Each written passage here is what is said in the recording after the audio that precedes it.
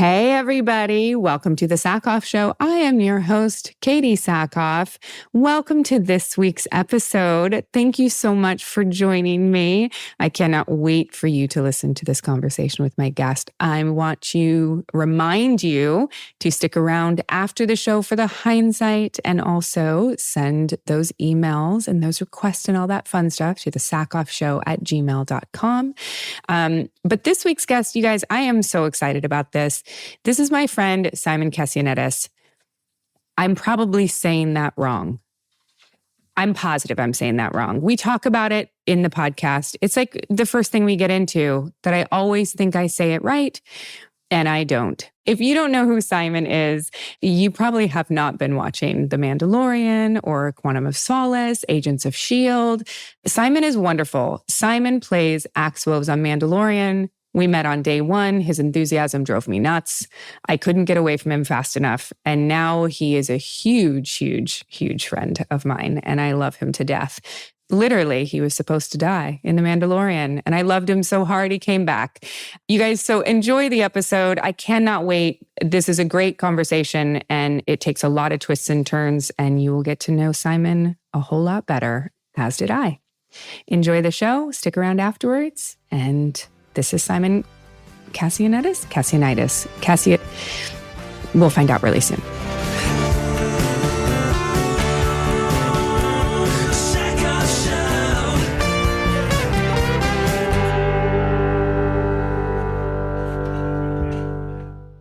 Ask me a question.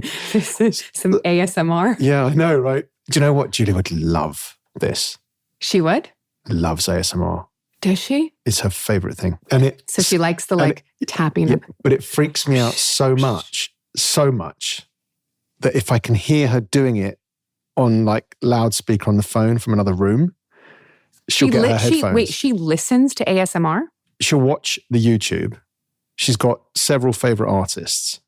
Wait, I'm sorry. There are ASMR artists? Do you know how many followers these YouTube ASMR artists have? I am so fucking mind blown right now. What does an ASMR artist do? Earning more money than we are. So they're probably 12. No, let me tell you, there's a French lady and she will run her hands across the bristle of a hairbrush. Oh. And she goes, yeah. Julia's going to love this. And it starts literally for you, Julia. It literally starts with, it's like, bonjour, mes petites étoiles. And she does this thing. But if Julia hears, if it's not on the headphones, it creates a sensation in Julia where she'll pass out and drool. Okay. Like literally, she'll watch it on when she needs to really, it's like an indulgence. It's like her luxury. When she gets a notification that says there's a new video out, she gets a notification. Oh, yeah. They've got 10 to 20 million followers, these people. Million. And they release a new thing and they are. They're like artists. It's like they're dropping like soundtracks. Yeah. Yeah, it is. Have you ever tried to watch or listen to ASMR? No. I didn't. You might. I don't know. I didn't realize. Isn't like ASMR to me sounds so much like S&M that I can't help but think that ASMR is sexual. Same thing. It might be the same thing. I might have been I'm mishearing my wife for months now. She might be watching and porn. Really enjoying She's watching S&M porn. And I'm like, honey, go and watch Go watch her ASMR, honey. Little did you know, she's like in her mind, she's like, it's her porn. It actually, that makes complete sense. No, but it's a physiological reaction where it's like tingling on the way she describes it. It's like a tingling on the back of her head. And so she actually like gets a thing out of it. Yeah, it completely it's like instant paralysis and relaxation for her. She'll absolutely. It's a thing, for me, obviously now we're having a glass of wine, that's lovely, but whatever it is that relaxes you completely, that's her thing. I wish that were mine. That it were your thing. What do you do to like switch off? That's a good question actually, because I'm thinking about what I do. It took me years to figure out what. So, I mean, oh God, for a really, really, really long time, I meditated twice a day every day for 5-6 years straight. I met my husband and it slowly got harder to meditate because you're in that like sort of like, I'm a people pleaser, number one, not that he had anything to do with this, but like, you know, like, you're in that phase of like, I'm always available. What are we doing? What's happening? Blah, blah, blah. And I normally would wake up and meditate in the morning. But when we started living together, waking up and meditating became harder because I wanted to wake up and spend time with him, not meditate. Yep. And it slowly went away, especially once we had our daughter. And I realized just recently that like, and I come back to my meditation when I learned transcendental meditation. I come back to it. I can come back to it for a minute and it immediately relaxes me. That's the thing with transcendental meditation. You can. Phenomenal. Because I have a mantra. So it immediately relaxes me. But I have noticed with just everything that's been going on in our life recently that I am in desperate need of that intense relaxation at my fingertips that isn't associated with alcohol or a Xanax or something like that, because I'm in constant fight or flight right now with our daughter's health. So, but existing in that place of fight or flight 24 hours a day is chemically incredibly unhealthy. And chemically inside and what it does physiologically. Yeah. Is it cortisol that's released constantly, right? I think so. I think that's the thing is that it releases cortisol and then your body goes into like this, or at least my body goes into this like hyper state where also having ADHD, it is almost too hyper. Like I can find myself like on the verge of a panic attack a lot of times during the day. So meditation for me is vital. And I've just recently, the last week, started meditating again at least once a day for 20 minutes. So I'm getting there. I'm trying. So what do you do? I found over the years that what really helps me out is running, actually. Or, you know, there's something about that time, you know, and the focus on breath, which is, you know, synonymous with meditation. I really did try meditation. I did. And you know, got quite far with, I had the app. I think it was Mind. Mind Body or something like that or whatever. I can't remember, you know, but it was one of those ones. And it was obviously brilliant. I remember it perfectly. But I did it for a while. And then I just realized that exercise was the thing that leveled me out. But most of the things that I really enjoyed and that helped me relax tended to be around work. So it was hard to differentiate. Like I love watching movies. Yeah. I love reading. I love, you know, avenues that are quite common. But when it's what you do and they inspire work, or at the very worst, they cause a kind of feeling of I'm not involved in things that I'm enjoying, it kind of flips over into that, well, this is great art. The negativity. Yeah. Why, you know, rather than enjoying art for art's sake. Because I really, really get a lot from art and all forms of it. But it just, the avenue quickly ticks over into, well, I'm not doing that. It is interesting how that happens because I get so much relaxation from vegging out, for lack of a better term, from watching 4 episodes of something back to back to back to, because for me, watching a movie, it turns my brain off. And that is relaxation for me. If it's really good. If it's really good, even if it's really bad. Like, not to say that it's really bad, but I mean, my new thing that I'm like binging is like, or not binging, but I'm starting to get there, is this show on CBS. I think it's called Tracker. Maybe it's NBC. I think it's NBC because it's the network that did This Is Us. And Tracker it's a procedural. But there's something calming to me with a procedural. I think I know one of the guys in that show. Justin? No, Brett Dalton. Is he on Tracker? I don't know who Brett Dalton is. I might have this completely wrong. I'm sure he is. We could Google him. Let me IMDb him. Not to go back, but I want to go back to ASMR really quick. because it's sort of... My wife will listen to this and will be very happy we're talking about ASMR. Right? Of course she will. Hi, Julia. It is. Have you seen those funny ads or their Instagram ads of like Mercedes? And then they're like... I have actually. And then they're like, military Humvee. Yeah. And I'll forward them. They're hysterical. I love when she's like, Mercedes. And then they're like, doggy rescue van. People love that stuff, man. It is absolutely insanity. I think Arnold Schwarzenegger... does he do ASMR? He's done an ASMR. Yeah, because obviously I'm Mercedes. Yeah. That's my Arnold Schwarzenegger exactly what he sounds like. Actually, yeah. It's uncanny. It's like being in the room with him. I thought he was here, Arnold. Oh, Arnold. So we're looking up Tracker and TV series. And what is this person's name? It might be. You know what? It's either that show or it's a show. There's like several shows at the moment where everyone's going missing and there's like someone... What's his name, your friend? Brett Dalton. Brett Dalton. Yeah. He might be in the... He's in Agents of S.H.I.E.L.D. And what's the one he's in now? And he's in, right now, Mr. Brett Dalton is in, wait for it, drum roll, Found.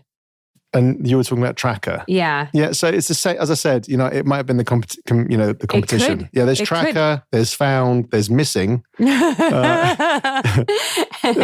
they're all GPS. very similar to the show that I did one episode of called, what was it called? Oh my God, I'm forgetting. Wait a minute. I've just seen this awesome book and my name and questions. And this is exciting. Yes. Katee has, one thing about you are so researched and you work so hard and whoever's listening to this needs to know that you really do work hard and when you put your mind to this. Don't look at my book. No, the book's very pretty actually. It's a very pretty notebook, to be fair. I don't want you to see your questions. No, I can't read upside down after a glass of wine. I can't even answer a straight question. But I mean, I think people need to realize that when you decided to go into a podcast, I don't think you do anything by halves at all. And looking just at what I've seen there, you're just like, you know what? I know Katee, but this is, again, very professional. We're sitting here just to paint a picture in a room with a glass table. And it's, the gear, the equipment's top spec. Glass of wine. Yeah. Mes petites étoiles. This is an ASMR interview. It's gonna be wonderful. It's brilliant. You know what? You should make this as an ASMR. Oh my God. Like, Simon Kassianides, ASMR. I'm gonna do this right off the top. Simon Kassianides, ASMR. The ASMR interview. They're gonna love it. Honestly, top view ratings, whatever you say. We should have done this, and then we should eat dinner after and do a mukbang. Yeah. Brilliant. Okay. Speaking of Kassianides. Yes. Is that how you pronounce your last name? No, but it's fine. How do I pronounce your last name? Kassianides. Kassianides. Yeah, but that's, I'd say that's good. I call you Kassianides. But that's fine. As long as, what does they say? As long as you call me. That's right. You know what's funny? I have known Mary McDonald for 25 years, since I was 22 years old. I still call her Mary McDonald, not Mary McDonald. Yeah. I mean, my mind just goes Mary McDonald. Yeah. Because I can't, it's so hard. We did her interview and they had to literally cut her name out 3 times because I called her Mary McDonald. Yeah, I mean, everyone's got it, man. Listen, I grew up in a country where when I was getting cold calls, when people just call you up randomly and they just couldn't get through my name. And I said, if you can't say my name, I'm not buying anything that you're selling. So these poor cold callers chewing through. You grew up in London, but both your parents are Greek. Both parents are Greek, yes. Were they born and raised in Greece? My mum was born in Cyprus and came over as a baby, so was raised in England. Okay. And my father was born in Cyprus and raised in Cyprus. And then, met my mum in London. And then, but they met in London? Yeah. I think my father came over to the UK and met my mum in London. And they, got married and came over to England again. They got married in Cyprus, had my brother and then moved over to the UK. And then I was born in 1979. How much older is your brother? He is 8.5 years older than I am. Holy shit. Yeah. Were you in an accident? Yes. Really? No. The real story is a little sad, actually. Oh. There was a middle brother who passed away. Had SIDS. Oh my God. Yeah, my mum really had Christopher was his name. And so my mother always was like, I want another kid, after that. And wow. Yeah. Do you mind if we talk about it a little? No, not at all. I mean, I can talk about it from the perspective of always knowing he existed and always knowing how much he was loved and always knowing what a huge sadness and I think pain, that has been for my mother, especially, because I'm very close with my mum. Mm-hmm. And there's a kind of a beauty to it, I guess, in knowing about this person that was there before me, right, and that existed, and that was loved, and that I followed, and that's sort of there's a beauty to it, and even honoring him now in this conversation. How old was your brother when Christopher passed away?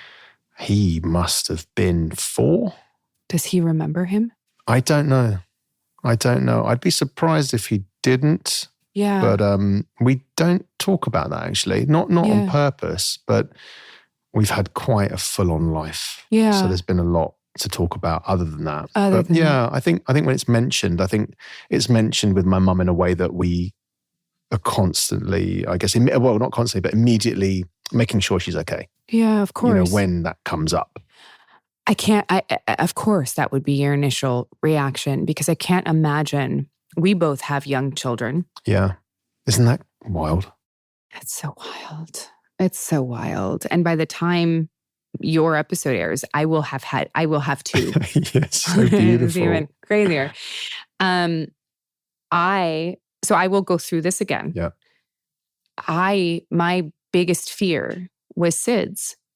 I had a girlfriend, not a close friend, but an acquaintance who I was very friendly with and then lost her son to SIDS. And do you mind if I ask how many months or weeks or? It's been such a while now, but I feel like he was approximately 3 or 4 months old. 3 months old. Words. Oh. And they moved, she and her husband subsequently left Los Angeles. They couldn't be anywhere around where he had been. Yeah. They needed a fresh start, which I get. I understood that. My mom had a friend who lost a baby to SIDS. So I've had multiple acquaintances or people I've known who have had losses to SIDS. Yeah. And it became a very big fear of mine when Ginny was born, where I didn't sleep really well till she was a year old because I knew that at a year old, the chances of SIDS go down exponentially. And then being a girl, they actually are lesser as well. But it was a big fear of mine. Is that something that you think about with Chloe? I'm sorry if now you do. Sorry. I'm sorry. No, not at all. No. I think it's natural to ask, given the, the questions before. But I think it's a natural instinct. I think you care. I think, any young baby, whether or not that's been in your life or not, I think any parent of an infant, literally a baby. Yeah. They're so fragile. I know. They're so vulnerable. That's the thing that struck me the most. Even now, when the little fingers, the little toes, everything's so minute and delicate that I think that you're constantly, you know, we've got a dog in our family, not with Julia, but my, you know, her sister has a dog, and the dog's the loveliest dog in the world. But the minute the dog's anywhere near the baby, your instincts kick in. Yeah. Or when you go to the toilet at 3 a.m. and you put the baby down at like 10 and there hasn't been a feeding, and you come back and you're immediately like, is everything okay?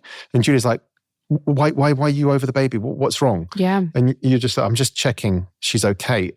My hand is really making sure she's breathing. I think that's a very natural instinct. Yeah. I think that so I don't think I think about it any more than other people. Yeah.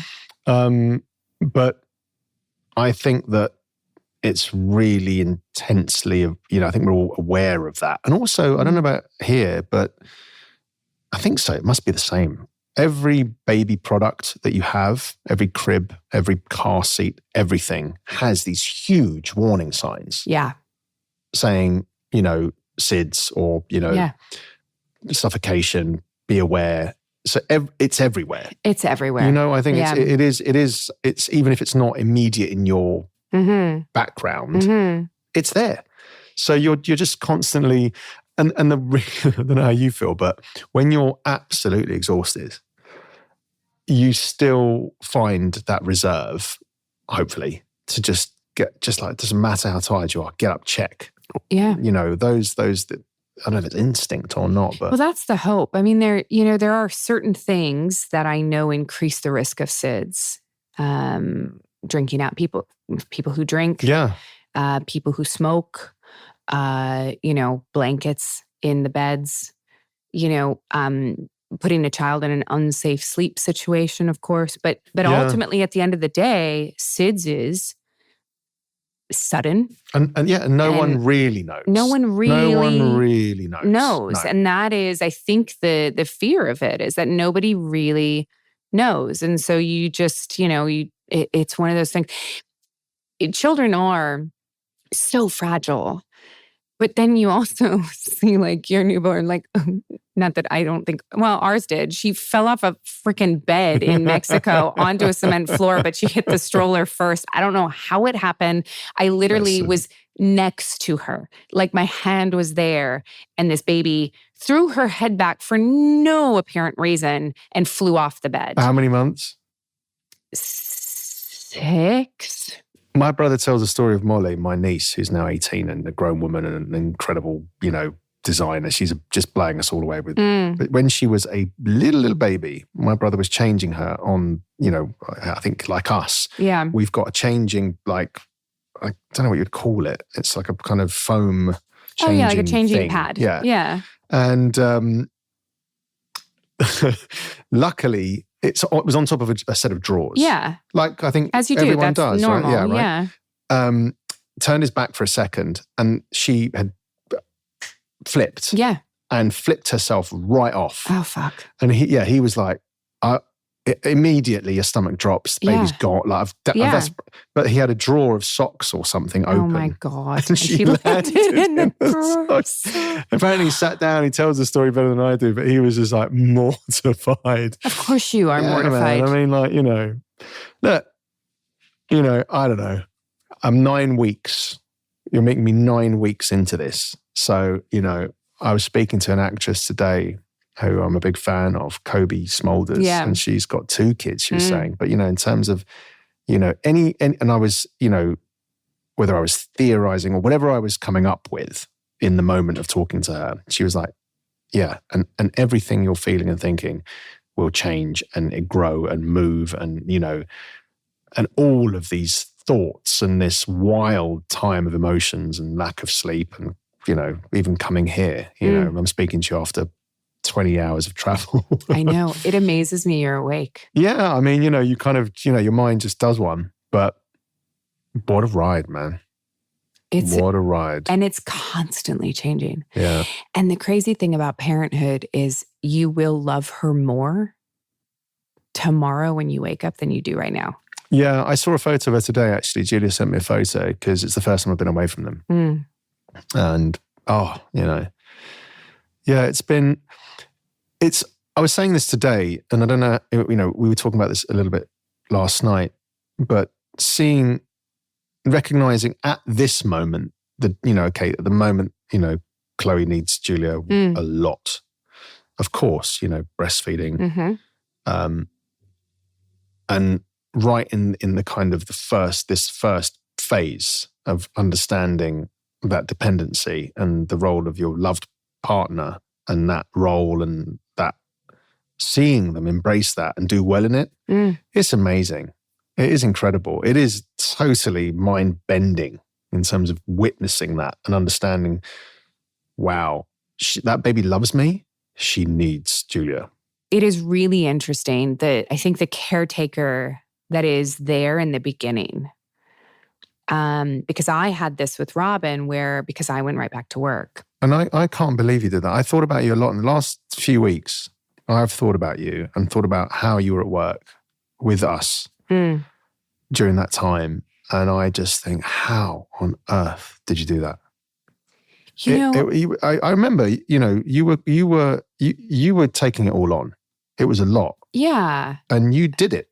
And there were days that I cried. I mean, you were there. Yeah. There were days where I got a little more frustrated than I should have when we were going long, or if, that I probably wouldn't have otherwise, where I, if a scene was taking too long or something, there were times where I was like, I just want to go home to my baby. And I probably wouldn't have done that otherwise. But I think that it was because I didn't carry her. I wasn't going through that shift in chemical biology that I think a mother who carries their own child goes through. But there was definitely a shift in me as a person. And I had so much guilt at that time about being gone. And, we tried so hard for this baby. We did multiple rounds of egg retrievals and spent so much money to have this baby because we couldn't have the baby the natural way. And then the second she's born, 36 hours later, I'm at work again. And I was like, oh, the sheer irony of having the most important thing in my life coincide with the most important work opportunity I've ever had in my life. Literally at the same time. And I was like, oh. That work opportunity provided the opportunity for looking after that child for countless years. Look at us now. We're at a convention. Yeah. You had no choice. And conventions are providing me the opportunity financially to not work right now and to spend time with my daughter, not only when she needs me in these formative years of being young, but going through her chemo and going through all of this stuff that we went through. I was able to say, I'm not going to work for a year. I'm going to take time off and be with my child every single second during her treatment. And I'm so glad I did that. But the only reason I was allowed to do that financially was because conventions existed. Yeah. And I could go to work on the weekends, make money for my family, and then come home. You know what I mean? Amazing. It was such a wonderful gift, such a beautiful gift to be able to do that. And at the same time, spend time with fans who are loving and kind and generous. Yeah, and today beautiful. really gave me that feeling. Julia really said, you're going to go, look, you're here a lot. We're lucky. You get to go and do this thing. It's so good for you in all the ways, in terms of fulfilling for the soul, fulfilling for meaning. Yeah. Going to work. I think there's something really fundamental for me about doing. Yeah. I need to be doing things and seeing construct in my life. And so, yes, I miss them terribly, but she is like, listen, comparatively speaking, that most people would be away from us, in terms of a family unit going to work from X to Y. This is we're so lucky. She constantly reminds me of how lucky we are. Mm-hmm. So yeah, I think that it's, but remembering that time that you went through and how, I just, hats off to you. Oh, well, thank you. Yeah. I had a phenomenal support system. We had a nanny and my husband and Robin's amazing. a night nurse. Hi, and Robin. My mother-in-law. Yeah. We had it was literally a village. Yeah. To get us through that, to get us through the last 2 years. But I I want to go back because we've talked so much. We could literally sit here and talk about family forever, but I want to go back and talk about how a kid from London got the acting bug. Yeah. Like, what was it that... It was I've had a crazy set of circumstances, and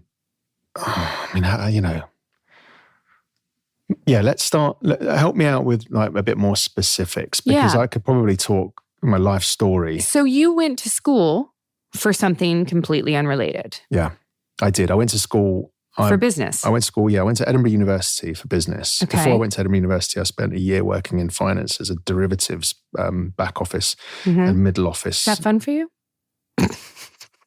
Sorry. You know me. So my boss at the time,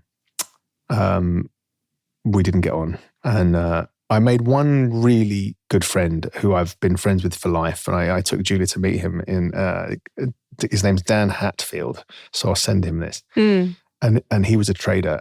And he was sort of like the coolest guy there. And he recognized in me, he's like, we became friends. And I was DJing on the weekends and trading and helping, kind of book the trades in terms of support. And my brother was working in the city at the time. When I say the city, the financial city of London. And like there's a, financial, they call it the city. And, drinking lad culture. Is that like Wall Street? Yeah, exactly. Comparable? Exactly, okay. yeah. Okay. Yeah. So I was, DJing on the weekends. Yeah, I was. The fact that you were also DJing is like, I'm trying to wrap my brain around who you were. Julia can't do it. As a Julia person. Can't do it. Julia can't do it. She can't do it. She cannot see me. She's like, you DJ'd around the world. Like I traveled with DJing. You did? Yeah. Like you were like a successful DJ? Yes, I was. From when? They flew me to Italy. I flew to New York. I was flown to I did a night all over the place. But Mykonos. So you were you like back in the days where you like scratched records and stuff? I would literally, I'd go to my record stores in Soho and all over the place. And that I would, really, you'd have to, in those days, you could only get new music through vinyl, right? Yeah. So, but the latest tunes, like the first time I heard Sia, the first time I heard the first time I heard Amy Winehouse, they were all on white labels. And a white label was basically the record company printing or pressing a piece of vinyl that hadn't actually been assigned to a label yet. And so they just stuck a white label on it. And in marker pen, they would write the artist and the DJ or the producer.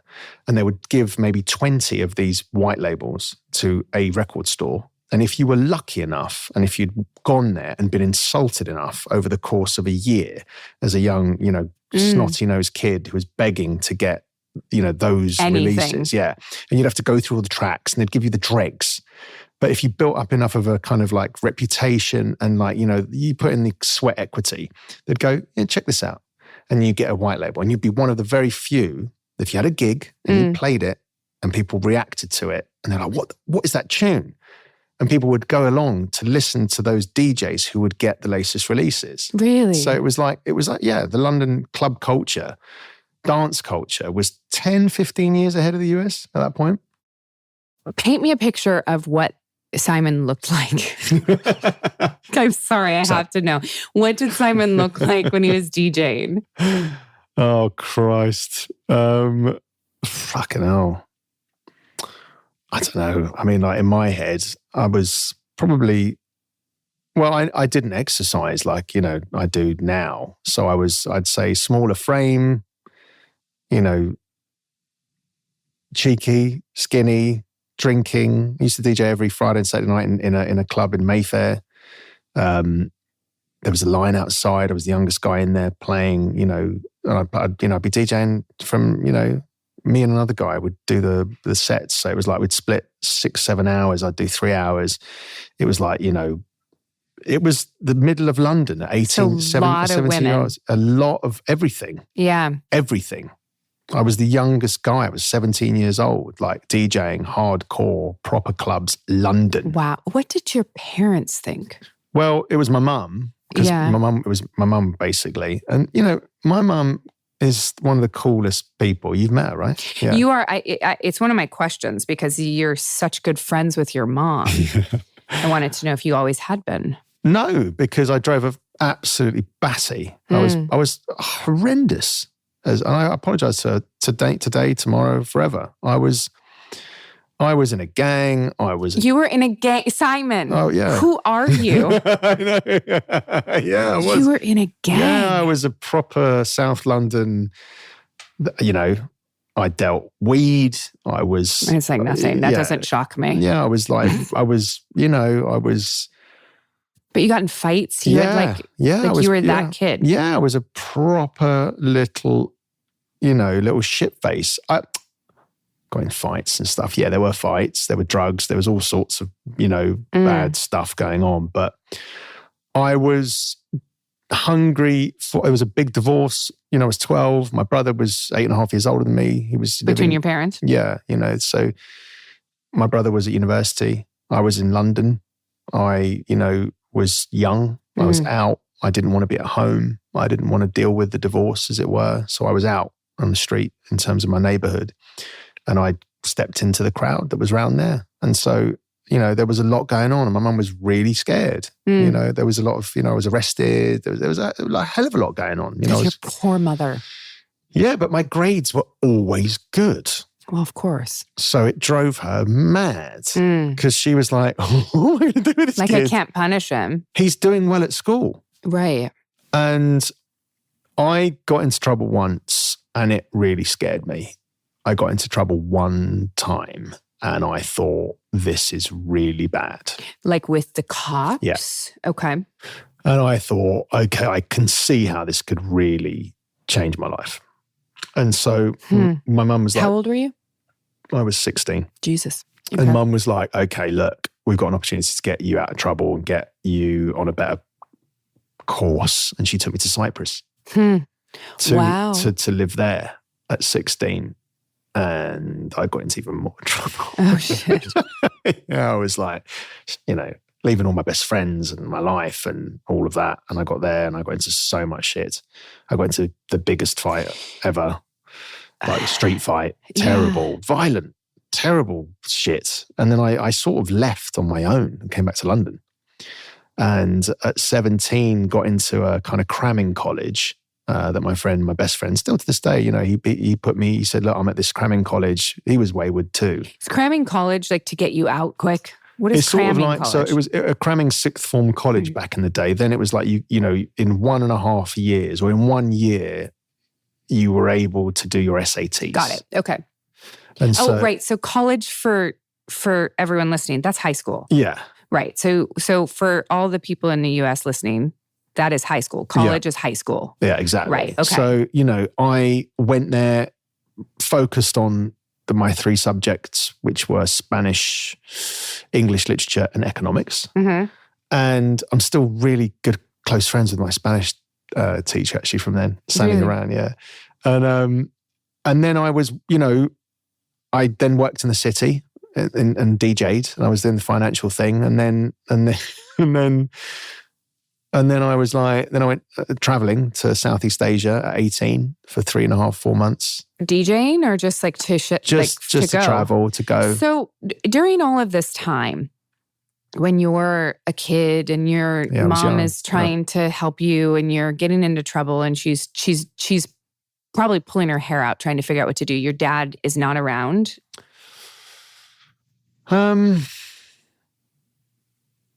Yeah, I mean, I wouldn't say, he wasn't really. Yeah. I mean, he wasn't. He was trying to figure out his own shit, I guess. Mm-hmm. That's just, I think that it felt, the burden fell on my mum. Yeah.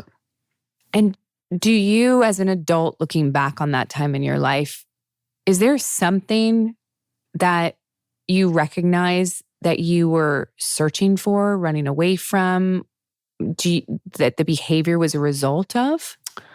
I don't know. I mean, I think that anyone that goes through a divorce, any kid that goes through a divorce at that formative age is going to get spun out.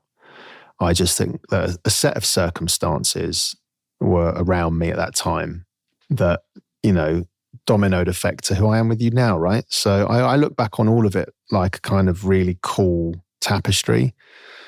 I mean, I do walk around this quiet Swedish town that I'm in at the moment, and I think, holy shit. Like, how did you get here? Yeah. And also people that I've known at different stages of my life that might text me or call me or whatever. And even now with Julia, she's like, you know that person? And it will be either someone famous or someone totally random or someone from a totally different walk of life, or, it'll just, it's been a really, really full life. Yeah. So to answer your question in terms of, running away from this, that, I think I was surviving a set of circumstances as a young guy that had no capacity at that age to understand what it all was. I think that it culminated in a really, really self-harming lifestyle in my early 30s that really, really kind of snowballed into a kind of a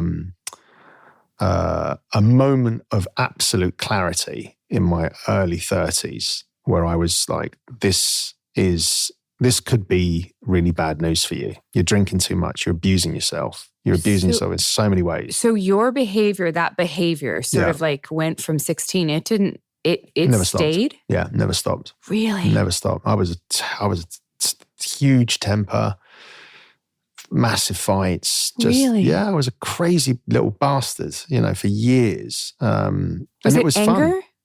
Yeah, anger, self-hate, self-harm.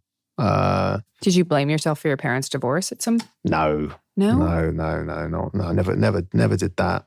No, I just was, angry at the world, angry at many things, I guess, Do you know where that came from? I do. After, at 34, I found myself, I was like, wow, you've really put yourself in a corner here, boy, in terms of booze and various other things. And, just lifestyle was not good. And violence, just all sorts of things, in terms of my own, with myself and therapy. Yeah. I went and started actively sorting it out. There is a culture in the UK too, which has changed. And I'm really glad to see that. But I grew up in a culture, having an older brother that, would admit to this, that when I went back at 34 and went, I'm going to see a therapist, I'm sorting my shit out. The first reaction from all of my male friends, everyone in London was like, you fucking LA, soft shit. You've changed. You soft fucking lad. Of course. What are you like now? You've changed, fucking this and that. And, have a drink, shut up, And this drink culture and this, in London is really prevalent. Tough man culture and, all that was really hardcore. And it's changed. It's changed. It's changed magnificently over the years. It is so wonderful to see. And it's beautiful that everyone's talking about how they feel and, trying to figure it out and like being open and stuff. So, that's what happened with me. I just sorted it out. I figured it out. I know the answers to a lot of those questions. Do you feel comfortable sharing what that was? You don't have to. What, in terms of what it was all about? What it was about. Do I feel comfortable? It's just a very long conversation. I mean, there's, I think it's, I'll try and be brief about it. I think it's a combination of obviously very personal things in terms of my family. Yeah. And then there's other things, which I'm happy to talk about. Yeah. So the other things would be that I found, and, I'd say that there's this sort of subliminal, does it still exist? I'm not sure. I think as an actor, it does. I think I found the UK very, very odd in that it was always a question of, where are you from? Yeah. And I was like, Clapham. And they were like, yeah, but where are you really from?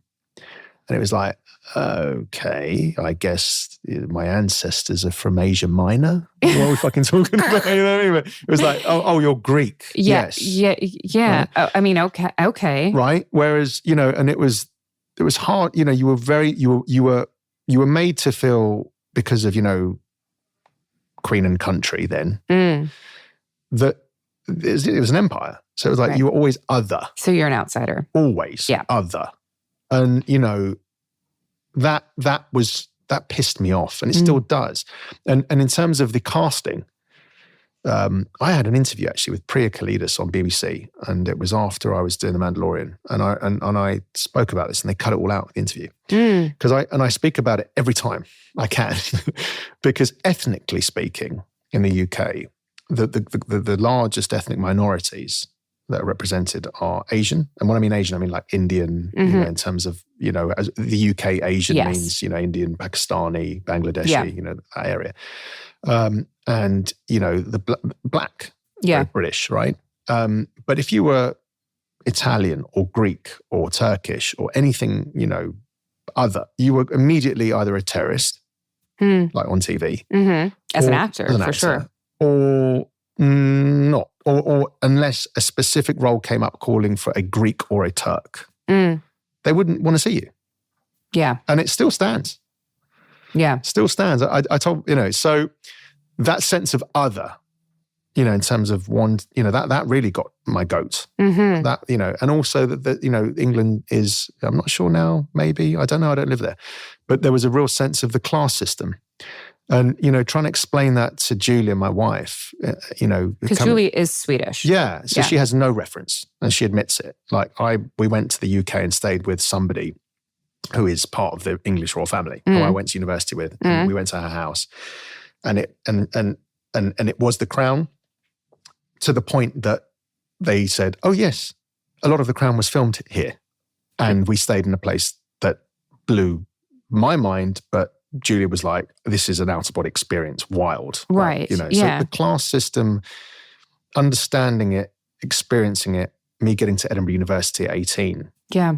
And living with lords, ladies, and like meeting people that went to Eton with future prime ministers and past prime ministers and that whole thing. So what was the jump into that? And then how did you then decide you wanted to be an actor? How was the jump into? From school? Yeah, so. To acting. Because you were acting, you and I started acting, we're relatively the same age. I think I'm like 3 months older than you. Yeah. Wait, when were you born? 79. No, you're almost a year older than me. Okay, yeah. Not that matters. Not that matters. But I am the youngest person in this room. Yeah, but you look a lot younger than I do. Look, you had a rough life. I had a rough life. I was, very sheltered and like shopping at Abercrombie and Fitch. And when I moved to California, they were like, you can't get more like corn-fed and white than this girl. So what was it that inspired you to be acting? Because we've been acting relatively the same amount of time. I started in like my first real job was like 1998 and yours was like 2004. So you're not that much behind me. You're just enough behind me to have gone to school, basically. Yeah. I mean, I came out of university.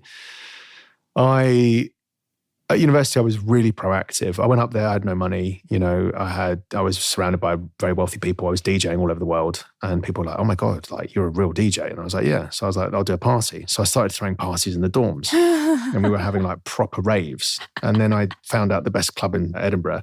And then I started doing someone there was from MTV, their parents, I got MTV to sponsor it. We were doing vodka jellies at the door.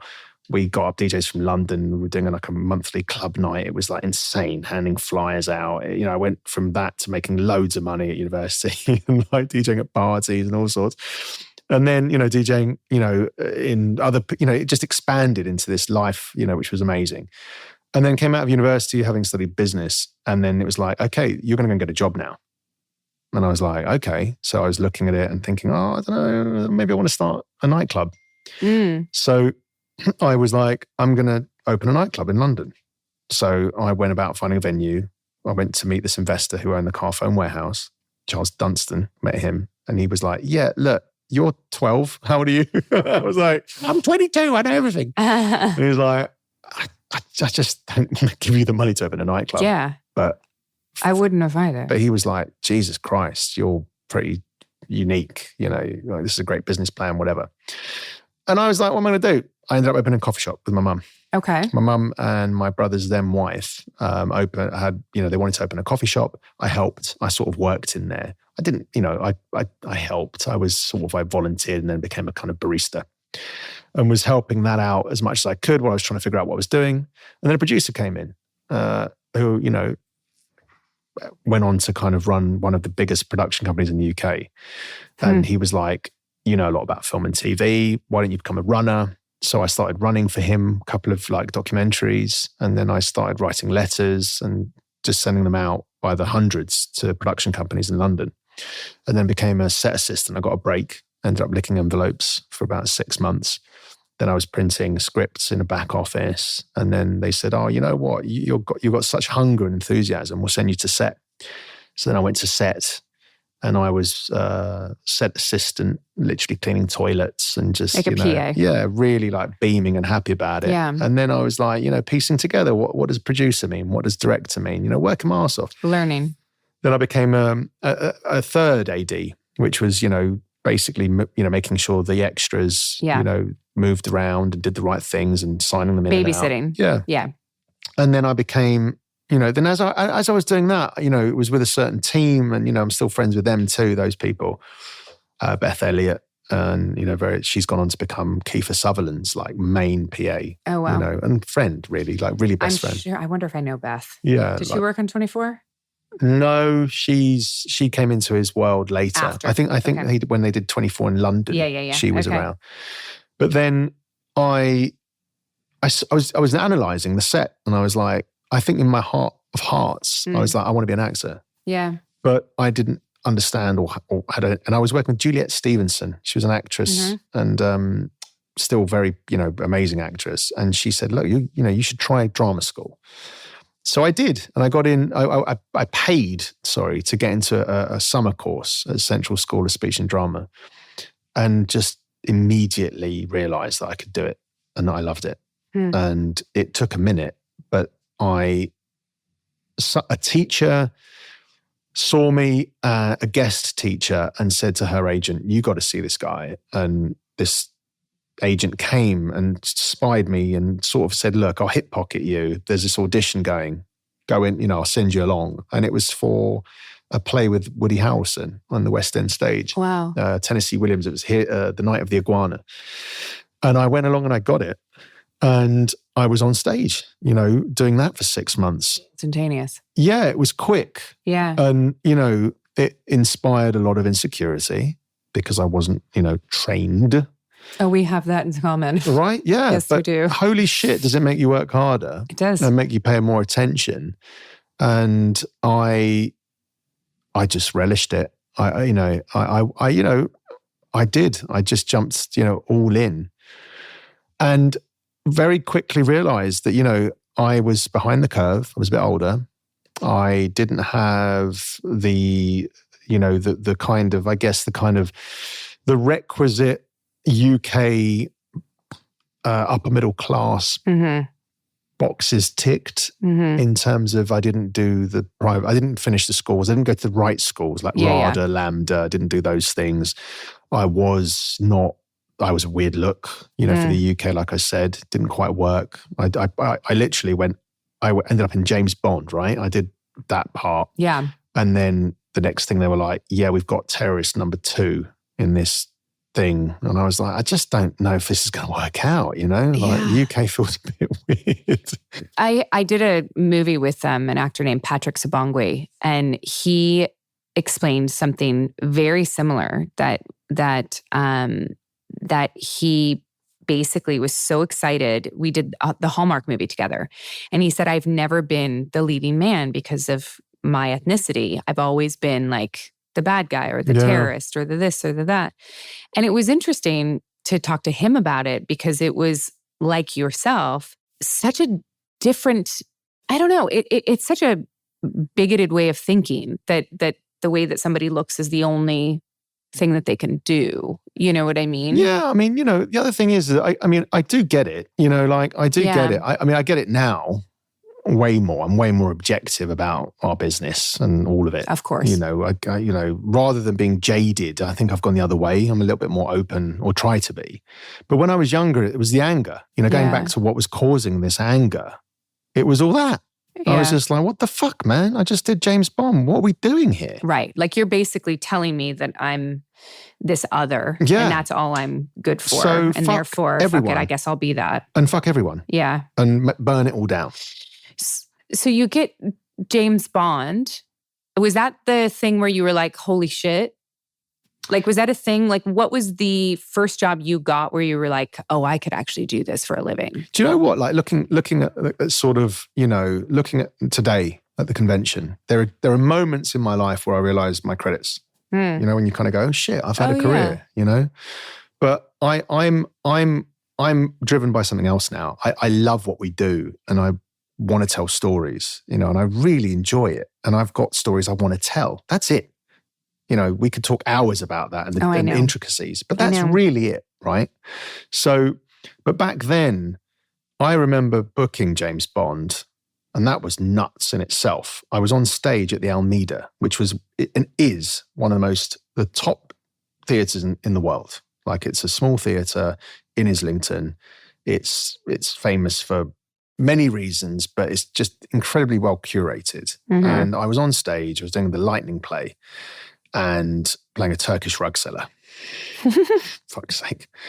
With an accent and everything. And, I was like, fuck's sake. Anyway, I was doing that. And first thing off stage, everyone was like, oh my God, you haven't got an accent. I was like, yeah, I know. But I was doing that. And then the casting directors that came to see me sort of, referred me to the Bond film because there was a problem with who they'd cast. And apparently we wanted more money or whatever. And really? They were like, well, he wanted more money after they'd cast him? They were like, get rid of him. Bring in someone. And I was that someone. Okay. And I was at the airport and it was a last minute thing. I raced there, got there. They were like, it was brilliant. Next thing, I'm with Eva Green. Yeah. Working with her on Monday. It was like, God, a talent. Yeah. I would love to work with her. She's amazing. And she's everything that you think she is. Yeah. Right. So I think that moment when I was there, and then there's a bit of a gap. And then I walked in and I'm introduced to Daniel Craig and, where we're having this moment. I thought, yeah, I think this is a moment. But then it's been quite a strange time since then, in a way. In what way? Getting to LA, first thing I turned up, after realizing, rightly or wrongly, that things were really weird in terms of the casting. Right, bubble. like you didn't work in London. I was working. Well, obviously. You didn't. I guess I didn't. Yeah, air quotes. That's you right. Didn't work in London. Yeah. Like who you were, what you looked like, was not who you were aspiring to be as an actor. I felt the limit. Yeah. I felt that kind of restriction imposed upon me. So I went to LA and there was a writer's strike as soon as I got there, and that was a huge delay. So like 2007. Yeah, it was like, oh fuck. Then, first thing I booked was playing an English prince in a Hallmark film. And I was like, which Hallmark film? It's called Smooch. And it was with Kiernan Shipka playing the daughter of Kelly Martin, wonderful people. And we did this beautiful film. And I was like, I've gone from a country that's like, you're a terrorist to you're Prince Harry. I was like, because I think so. Americans love accents. Yeah, they were just like, and you could read the alphabet, and Americans would be like, "You are so smart. We just love you." And I don't know why I became Southern. Do you know the contrast was so, like a sign? Yeah. The parents that they cast for me, in terms of like who were going to be my parents, were nothing like me. They couldn't have birthed me if they'd drunk all the vodka and slept with all the people in the room. They still couldn't have been my parents. Were they like super Caucasian? Yeah. Oh my God, I love the fact that they just made you Caucasian. They were just like, these are your parents. And I was like, the fuck they are. But they were like, yeah, but your accent, you're an English prince. I was like, let's go for it. I'm an English prince. Let's do this. Did so well. Love it. It was like the most, and might still be one of the more popular Valentine's movies they've done. I love that for you. Did that. Fucking hilarious. I love Hallmark movies, by the way. Yeah, man. Being in them, so fun. Listen, call me. I'll do one. I know. That's how I feel. So it was like, I went from feeling that way to being that way. And I was like, holy shit. I love America. I was like, yeah, I love America. and actually, you know what? I do. I became an American eventually, Right. It sort of, there was there's other things we can talk about, but the anger ebbed away because all of a sudden I was being recognized for the work and the passion and the heart, all those things, right? I put in all the work. I really, really, really did, the work, as it were. And then all of a sudden, all the roles, I had a nice pop with Agents of S.H.I.E.L.D. Yes. Which, introduced me to some... How did Agents of S.H.I.E.L.D. come about? Was that an audition? Straight up casting. Same casting director as Mandalorian, Sarah Finn. Yeah. Called me in, did an audition for a bigger part. Didn't get it, went to another guy, got the call a few weeks later. They said, look, we loved you, but we've only, we'd like to offer you a small part. It's only a couple of episodes, sadly. A guy called Bakshi went fine, went in. My grandfather, who was my father figure, passed away. And so I was in the middle of saying goodbye to him when this call came. And, I realized that I'd either have to say goodbye to him or be at his funeral. So I chose to say goodbye to him, went back to Agents of S.H.I.E.L.D. table read season 2. Everyone was like that. And I was like begging the producers to give me more detail. And they just didn't. And, quite frankly, the part didn't have it. It was like a few lines. But I thought, you know what? I'm missing my grandfather's funeral for this work thing. So I'm taking this so as seriously as De Niro would, And I really did. I thought, well, okay, I got the lines, I think the day of, and did the work. Figured out the backstory, gave him a voice, which was nothing like my own. Went in there, everyone was, joshing around, table read, end of the break between season 1 and 2. Everyone was being friendly and happy and jovial. And it got to my line, and I was the method guy. Yeah. Which caused the moment, right? I was really... elaborate. Like you were that guy and everyone was like, oh. Oh, he came to work. And everyone's come to kind of show off their like tan. Have fun. Yeah. Yeah. And it caused a stir in the room.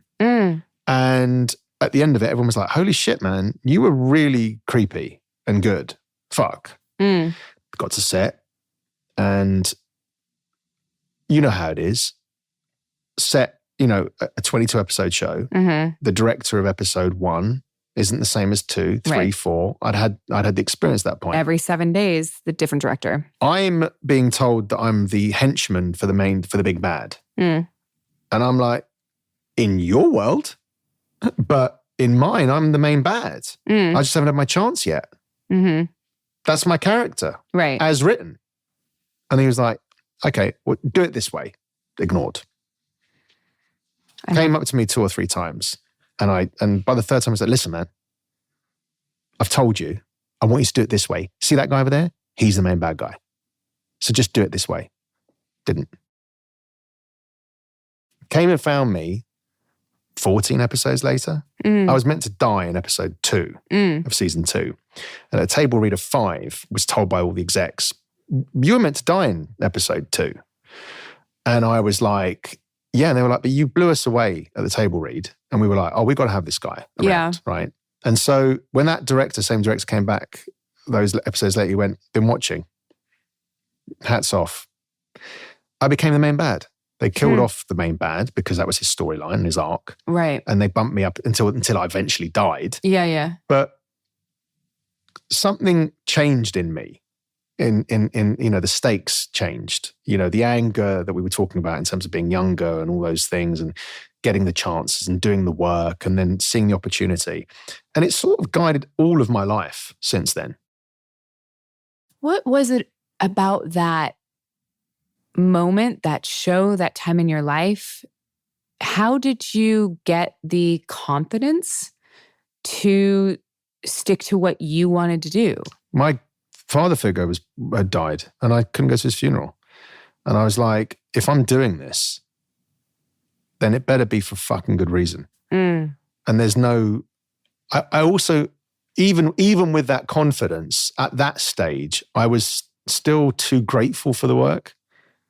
Yeah. Does that make sense? Of course. I wasn't apologetic, but I was, oh, thank you so much. Right. You're grateful. Thank you so much. Right. Because you were the replaceable one. You don't have the power. Yeah. But with that moment where I was like, holy shit, man, if I'm here and not there at that moment for that man, then fuck everything. this is, Right. that gear change. And that grew from that moment with therapy, with that stage in my life, that time, and all those things. It grew into this moment of owning it, of being like, I deserve to be in this place at this moment, doing this work, fighting my corner, and it's sort of guided everything since in that possessing that moment, really. And it's sort of guided me ever since. How long after that did you get the call for the audition for Mandalorian? Years. And that was it was a big, big problem, because what happened was that I popped in Agents of S.H.I.E.L.D. to the point that I was the suited English bad guy. Yeah. Which is quite a popular thing. Yeah. But I'd seen in other actors, no names, but I'd seen how anything we do with a pop, you get offered the same thing next. Typecast is the short version of this conversation. But the reality is that whatever that is next will be of lesser quality, will be a reference point to something that was greater. Yeah. And I sat down with my agent for lunch at the time and I said, I want to do action and I want to be taken in this, I want to go in this direction. And she said, it's like moving a cruise ship. Yeah. It'll take so long and you won't work and it's not worth it. And I probably won't want to represent you if you want to do that, because you're getting a lot of offers and a lot of interest in the suited English. Well, God love her for actually being honest with you. Yeah. Most agents would be like, yeah, sure, and continue to send you the same stuff over and over and over again. Yeah, and they sort of did. And I did lose my home. And I did end up living at Beth Elliott's apartment, the AD. Yeah. Because she was working with Kiefer and going away with him. And I ended up on a sofa. Interesting. And I lost all my money. And I had nothing. And I had about $5,000 in the bank. And I couldn't go home for Christmas because I'd run out of money. And I was in deep shit. And I was like, fuck, I'm out. I was 39. Oh my God. And I was really on the skids. I'd lost everything because I was sticking to this fucking thing. And I got an audition for Pearson, which was the Suits spin-off. Yeah. And it was to play a tough cop from Chicago who was a fighter and would end up having a really serious relationship with Jessica Pearson from Suits. And I booked it and changed everything. Changed everything. Like, booked that, was the series regular, was the breakout of that, season, as it were. Right. Did that, then they cancelled that. Yeah. Well, they didn't cancel it, actually. They said, before they cancelled it, I was the person that was the first. They wanted to kind of give me a bit of money to hold on to me before to make the decision. Right. And I said, no. I said, if you want me, you pay me the full whack or release me. I'm not doing this little bullshit dance just to please execs that I'll never know again if it doesn't work out. Yeah. And guess what? I don't. And during that, I got calls from everybody saying, take the money, it's free. You're not going to, shut the fuck up. It's 3 months, whatever, take it. And I didn't. And then I got the audition for Mandalorian. During that 3 months? Yeah. God, what is it? I'm so envious of that confidence to do that. Well, like, what is that? What is that? Like, if you could tap into that and tell people what that is, what is it? Because I don't know if I have that wherewithal. Well, it's kind of wonderful to hear it from you because I see it in you in the way that you are. I'm surprised actually to hear that from you. That's surprising and, revealing in terms of it's wonderful to hear as a friend, really, more than anything, to share that. But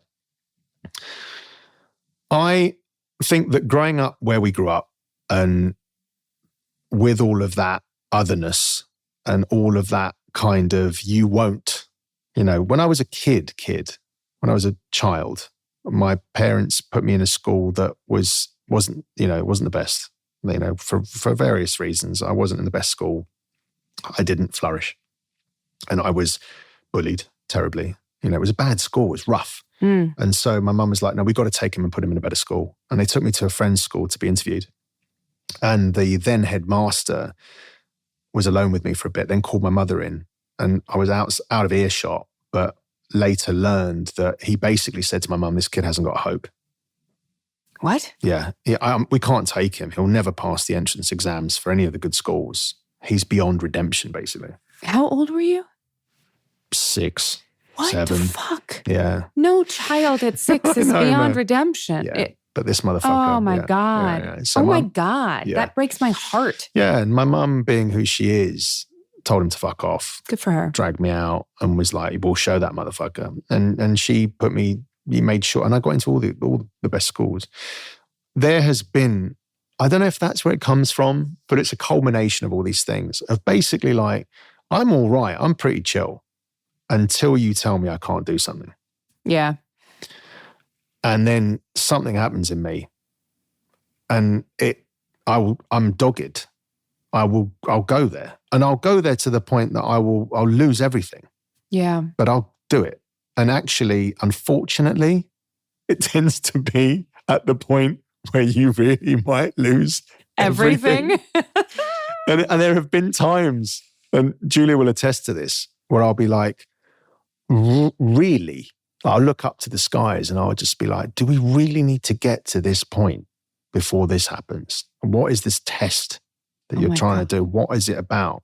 But that sort of fundamentally affected who I chose to be with as a partner. In what way? In that you're ride or die.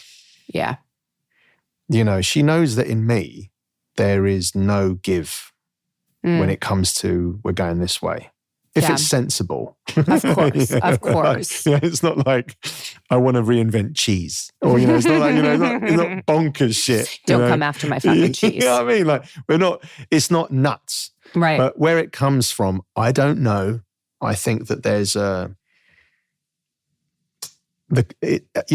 think it's because of it hasn't always been there, the confidence. And I think there is a deep insecurity that is necessary for that confidence.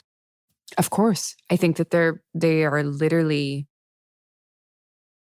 two sides of the same coin. It's a mad shit. That is the trippiest thing. Yeah. Like to have that confidence, you also need debilitating insecurities. Yeah. At times. Mm-hmm. I'm not saying that they overwhelm me, but not all the time, obviously. But they can. I have moments where I cling to Julia and I'm like, tell me everything's going to be okay. Yeah.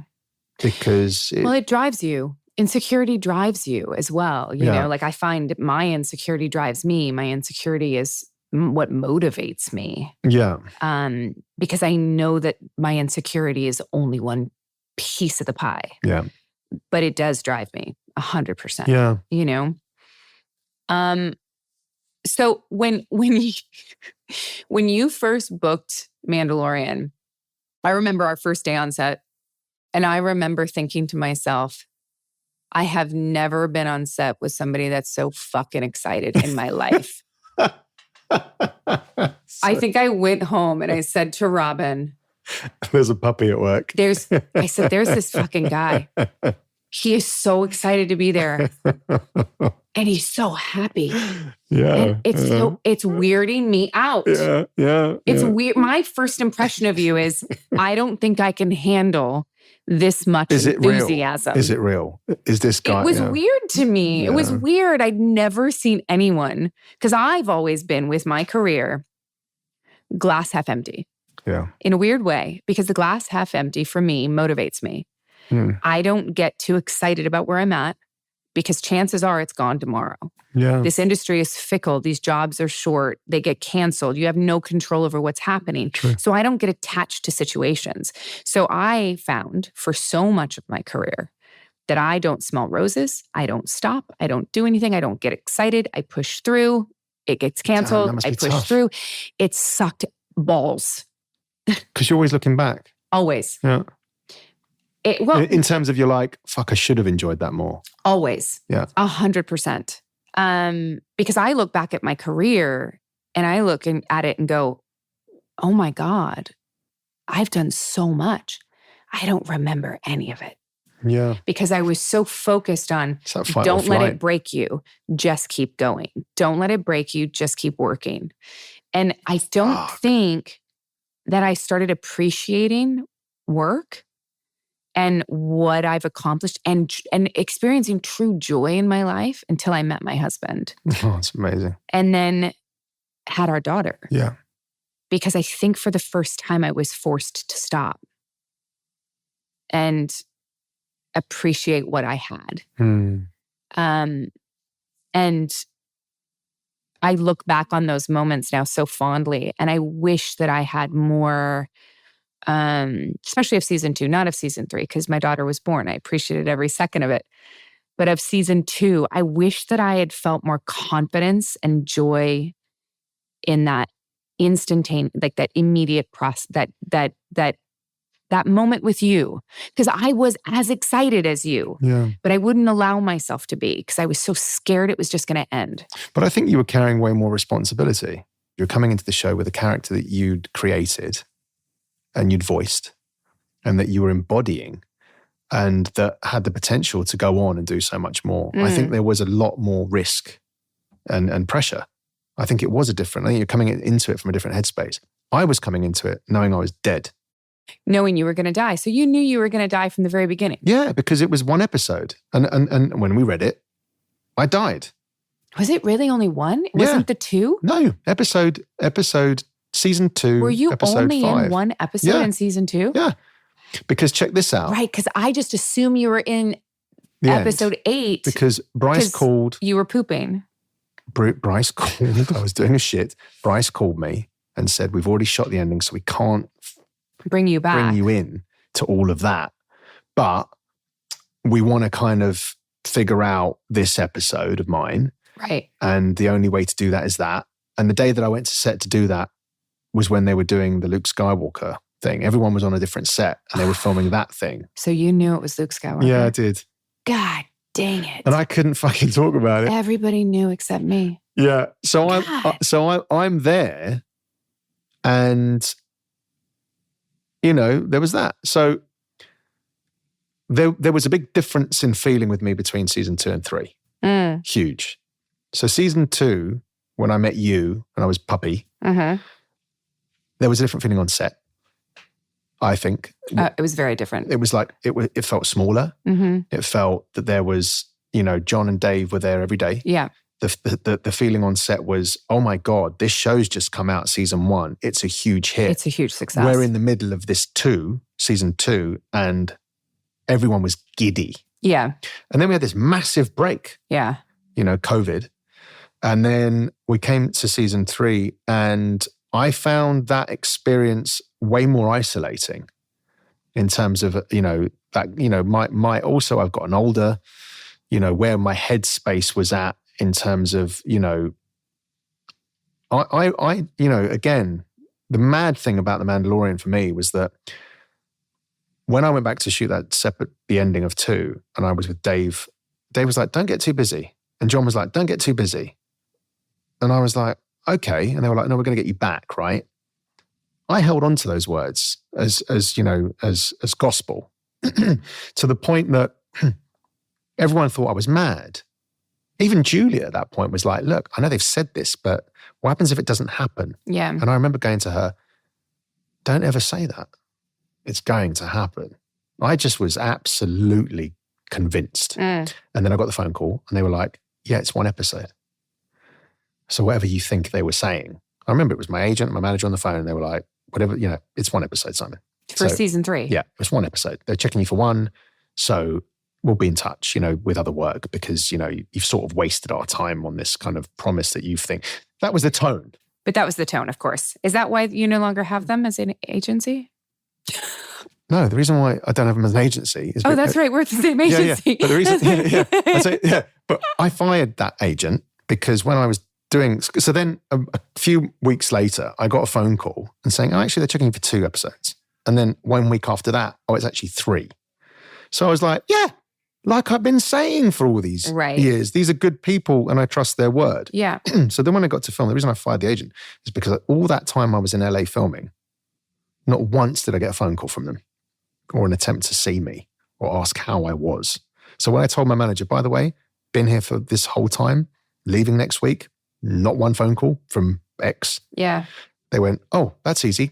You're fired. Done. And that's why that happened. And then in the end, a few months later, it all, as you know, disintegrated anyway. Yeah. But yeah, that's how that happened. Yeah. We were both, not to get sidetracked, but with an agency called A3, yes, which was Abrams. I had left UTA because I was at a point where I felt like big pond, little fish, even though I was on Mandalorian. I didn't feel like I was getting the opportunities, the attention that I needed, that I should have gotten there. I was, number one on IMDb and couldn't get auditions. I was like, what is happening? So I left UTA, signed with A3, and sold as a financially booming. Totally fine. Everything was fine. Abrams signs me. And then like within 6 months, I'm getting like, there's problems. We don't know what's happening. It's during the strike. I don't know what's happening. And then like within a year of being there, the whole thing blew up within a year. And I was like, you had to have known these things, because one of the agents left right after the strike because the strike made her realize she wanted to go do something different. And I was like, you knew. You all knew. And I just felt so frustrated by that entire thing. I was like, what? Like, come on. Yeah. It's so frustrating. But anyway, so were you ultimately in 3 episodes of 3 season 3? Yeah. I don't know why I thought it was more than that. No, it was 3. Because I feel like you were around a lot. It was mentioned. I think I was talked of. A lot. But not, I was in 3. I was in the last 3. The last 3. That's right. The last 3. Huh. Is it everything you wanted it to be? Yeah.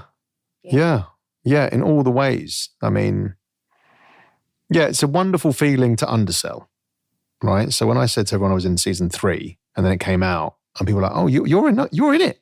Like, you got a storyline. You're in it. And like someone even today was like, you were in season 2. It's great to see a kind of moment that you're there. And then you sort of have this thing. Now, I had no expectations of what 3 would be for me at all. And I got the sides and I was like reading them, it was fine. And even when I read the script and, I read the pages before I came out to work with you guys, I understood that there was work to be done.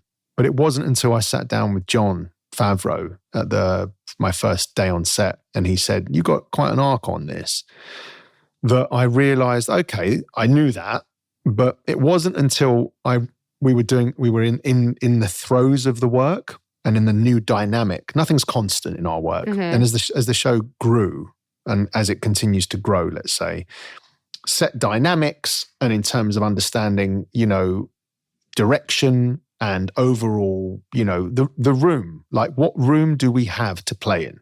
Right. Like what room is there for me to try or like extend a feeling, a thought, a direction, an inquiry as an artist? Like, can I, am I being given the opportunity to kind of flesh out a moment here with a look or a feeling that might give resonance to this in a way that's not necessarily written? Is there wiggle room here? Well, this is, people might not know this, but a lot of that happens to be scheduling. Yeah. So my first scene was the last scene I shot. Mm-hmm. So I turn up in 5 where I'm introduced as, oh, he's back. Yeah. But that was the last scene that I did of 3.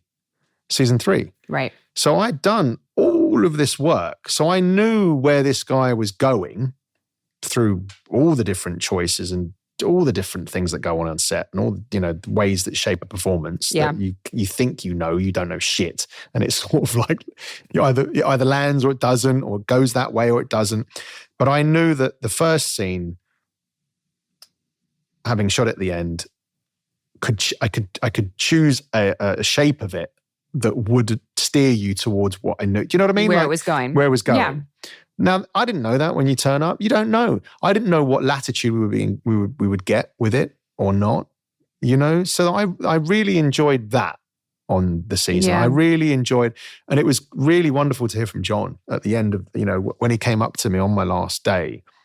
And he said, I really saw the choices that you made and you know, the fact that you have allowed the editor and me ultimately all the choices. But, you know, in the takes, you know, he goes, you didn't protect your performance. Do you know what I mean? He's like, you just let loose, you know. And I remember being with like Rick especially. Yeah. And being like, and you know, I had moments, but I didn't have big, you know, like there was, you know what I mean? Yeah. Like I protected my performance. Did you? I did. Yeah. I was so nervous. I felt like I had so much responsibility. And the character, I feel like they wanted the character to be looser, but I didn't feel like that's who the character was. And you know, I mean, I'm happy with my performance. I don't think I'd go back and I'd do anything differently.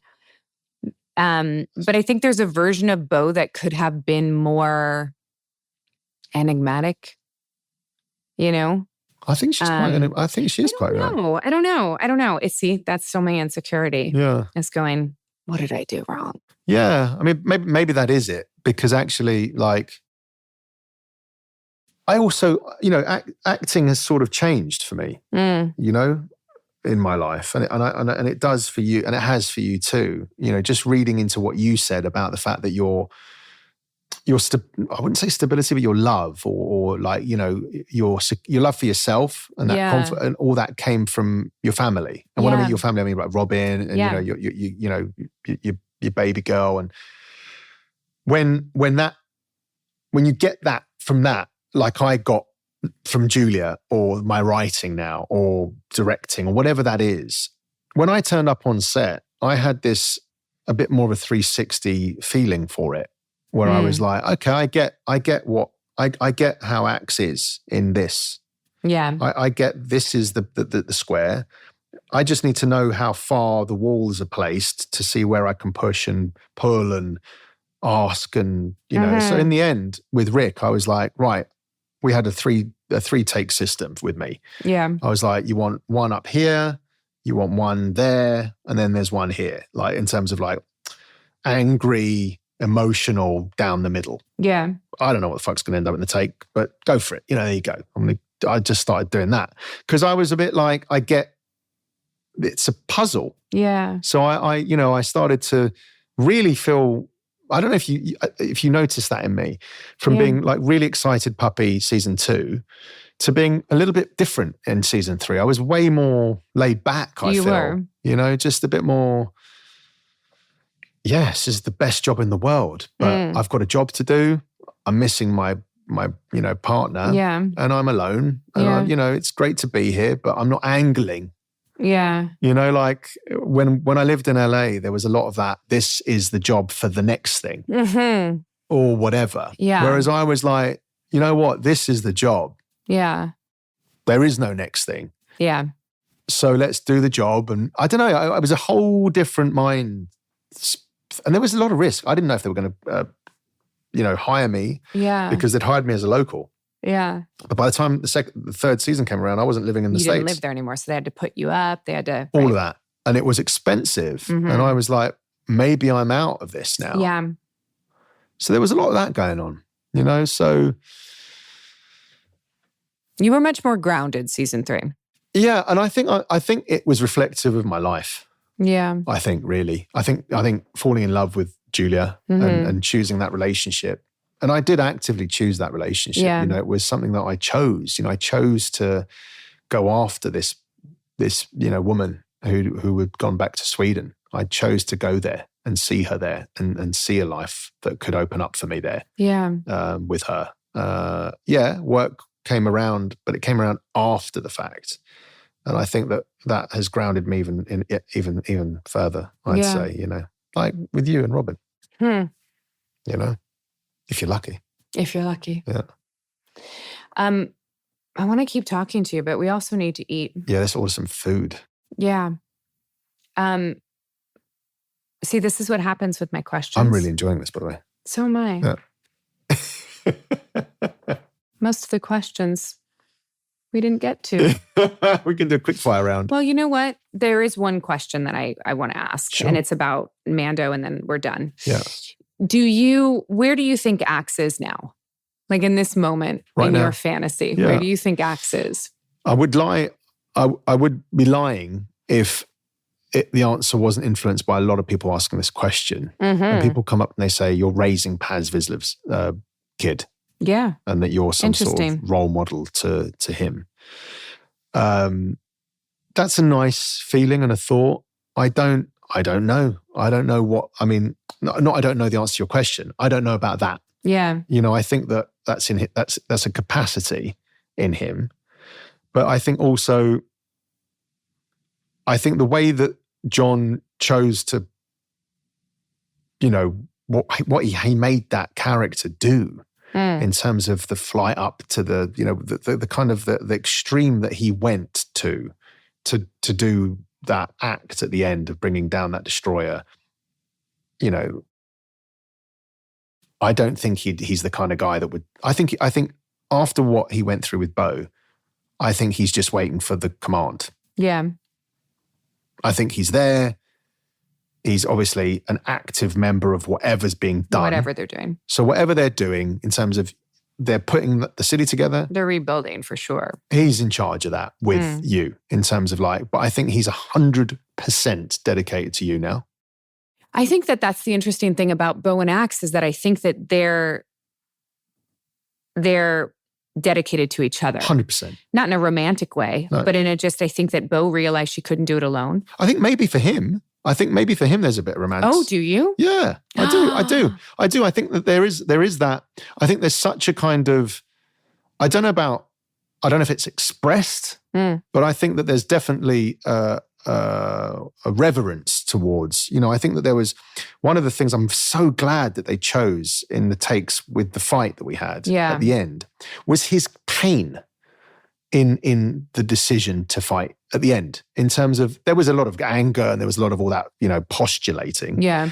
But the takes that they chose at the end before you raised the dark saber were the takes that were like, he gives a shit, this guy. Yeah. He really cares. Like he wants to follow you. He's pissed about the laws, about what people have died for. Yeah. And that's what he was giving across to you. And so that love for Bo, let's say, you know, if it bled into romance, is an ideological one. Yeah. But he would, once all that was dealt with, look what he did. Yeah. He went to the end of certain death, let's say, for the cause. Yeah. Right? So whatever's going on there with Axe and Bo is dedicated because it's all been dealt with. It got dealt with like boys do in the playground. Oh, yeah. Punch, punch, punch. Done. It's all sorted out, right? Yeah. So I think all of that's done. So where are they now? I don't know. But whatever the call is will be answered. 100%. There's none of that power. I think they nailed it in this show. Yeah. So what I'd like to think that, you know, Bo's like, got a plan. They're knocking boots at the living waters. Yeah. Yeah, exactly. Yeah. They're looking for that big old monster in the waters, right? But I mean, like, I think that they're really having a deep, like, I think she's got her shit to do in terms of there's a lot of work to do. And I think that he's helping in that. But I think that should a visit come or call come, it's like, don't worry, we've got other people for that. We got to go and do something. Yeah. You know what I mean? Yeah. I like to think of that. I don't have a clue what's happening No, either do out there. That's, you know, hand to God. It's above up my pay grade. Yeah. But I'd like to think that they're busy as fuck. But you know what? In the blink of an eye, they'll throw down and they'll kick some ass. God, I want to see them kick ass. Yeah. Yeah. What, fantasy time? Do I think that they, you know, could have a bit of a show or whatever it is? Fuck yeah, if I thought about it. Of course. Yeah, of course I do. You know, let's be real. You know, people ask, they're like, oh, do you think you're going to get this? I don't think so. No. But, you know, do you fantasize about it? Of course you do a little bit. Of course you do. And that's the giddiness of it all. I'm not done with her yet. I 100% know you're not. Well, you can't be done with him. No. Because they're attached to each other. Dude, every time I do a squat, I nearly fucking screw my back up or do something in the gym at this age is all because of Axe. I'm like, this motherfucker's got to be fit. It's like, I know my right shoulder now is forever messed up because of that suit. Yeah. And they're just like, you want to get back in the suit and do that. You're like, I think I can still do a split squat. Oh my God. I literally had to put the suit on. I went to the children's hospital. I saw that. Well, so full hair and makeup. Yeah. And I had a migraine for like a whole day after because putting the suit on and the wig. The tightness of that and the posture of her puts all of my muscles have to get back into that sort of shape. And it takes a good like week to like knock that headache out. I'm telling you, man, I'm keeping fit mostly. Just in case. For that. Yeah. It's not so I can't let that, It's just in case. It's not, I can't, man. I'm keeping fit so I can pick my kid off the floor. Yeah, exactly. This has been wonderful. Yeah, we've had a great chat. This has been great. This has been almost 2 hours. We need to eat food. Yeah, you know what? It's the first and ever podcast I've ever done. Really? Yeah, never done it before. You've never done a podcast? Nope. Nope. And I'll come back. I popped your cherry. I'll come back. Yeah, I'll come back. I'll come back to this anytime you want. It's been a real I have pleasure. to remember to get photos. Yeah, sure. Or they'll kill me. Okay. Okay. All right. Bye. Bye, everybody. Bye.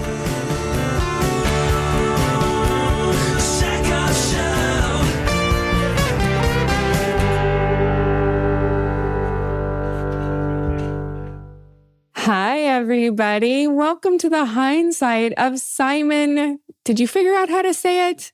Kassianides? It gets me every time. I can't do it. One of these days I'll figure it out. I'm so happy that you're here. Thank you for sticking around. If it's the first time here, I'm sorry. It gets crazy here. If you're a longtime Hindsight fan, thank you. Welcome back. We are missing a couple people, but it's probably for the best. I'm here with the person who wants to be here the least. My producer, Jeff. Thank you. It's true, though. It's of all the people who are not here today. My husband, Casper, you're the one who really, really wishes he wasn't here. Somehow the most reliable. Thank God, because I'd be talking into an echo chamber, which would be really weird. You could just start doing some ASMR. That's what you guys talk about for a long time at the beginning of this episode. Simon and I, yeah, we do, because of his wife, Julia. Did you listen to any by any chance? ASMR? Yeah. Like some ASMR, you have to whisper when you do the ASMR. It's very... You have to let your voice pop. Or... Yeah. Mercedes. It's funny. Aston Martin. It's that lady. It's the lady. She drives me crazy. Does she speak in that accent? Well, her actual accent, which is probably really good. But she goes around. I know you've seen this. It's on social media. There's this gorgeous, gorgeous woman who goes around, and she is probably like one of those models for a car show where she does like Aston Martin and like all of these things. But then like you've got the people that have picked up on this woman and they now troll her and they're like, lunch cart. Somehow my algorithm has completely missed this. Really? It's really funny. This. Especially when you see the ones where they're like 1975 Honda Civic. What do I even search to find that? You just Google Lady Aston Martin funny like shit. Sure, it'll come up. I promise it'll come up. And it's really funny, the people that make fun of it. Like they're like Honda or the Honda Odyssey with like the doors that just like slam shut. It's really funny. It's really funny anyway. That's a good segue to one of the things I noticed in this episode was you do a lot of your accent work in this episode. You've got your Arnold impression that you try very, very, very hard to do. Which, do you want to give it a shot again? I'll be back. I don't know if I would ever be able to do.